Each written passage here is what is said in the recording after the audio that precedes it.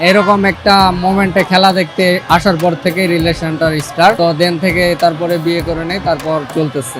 সম্পর্কে দুজন কে কি হাজবেন্ড ওয়াইফ। প্রেমে যখন পড়লেন তখন কি জানতেন যে অপরজন আর্জেন্টিনার? হ্যাঁ জানতাম। যদি এমনটা হতো যে আপনি দেখলেন যে আপনার ভালোবাসার মানুষটি ব্রাজিল করে, তখন কি করতেন? ভাই ব্রাজিল না, আমাদের রিলেশনটাই শুরু হয়েছে 2022 ওয়ার্ল্ড কাপের সেমিফাইনাল থেকে। হ্যাঁ, এরকম একটা মোমেন্টে খেলা দেখতে আসার পর থেকে রিলেশনটার স্টার্ট, তো দেন থেকে তারপরে বিয়ে করে নেই, তারপর চলতেছে। দারুণ একটি ঘটনা জানালেন আমাদেরকে। খেলাময় প্রেম 2022 থেকে 26 কতটুকু উপভোগ করছেন? হ্যাঁ, অনেক এনজয় করছি, আলহামদুলিল্লাহ অনেক ভালোভাবে চলতেছে।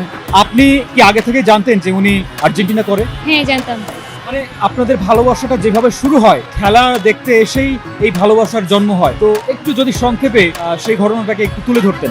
তখন তো ওয়ার্ল্ড কাপ চলতেছিল না, ও হচ্ছে পড়াশোনা করতো, আমি ঢাকাতেই থাকতাম, ও ঢাকার বাইরে থাকতো। তো ওই টাইমটাতে মানে আর্জেন্টিনার টপিকসে ফেসবুকে অনেক কথাবার্তা আমাদের একসঙ্গে হইতো। দেন প্ল্যান করলাম একসঙ্গে ঢাকায় খেলা দেখবো টিএসসিতে, বাট আনফরচুনেটলি সেটা হয় নাই। তো টিএসসিতে দেখা হয় নাই, দেখেছিলাম নিকুঞ্জ মাঠে। তো সেই খেলা দেখা মানে ক্রোয়েশিয়ার সঙ্গে ম্যাচ ছিল, তো সেখান থেকে আর কি স্টার্ট। মানে আর্জেন্টিনা জিতে যাওয়ায় অবশেষে আপনাদের প্রেমের পরিণয় হয়, এমন কিছু? সেমিফাইনালে আর কি আমাদের প্রেমটা হয়ে গেছে। যদি এমনটা হতো যে সেই 2022-এ আর্জেন্টিনা হেরে গেল, তাহলে কি আপনাদের প্রেমটা জমতো? হ্যাঁ জমতো, কারণ সেমিফাইনালেই তো প্রেমে পড়ে গেছি।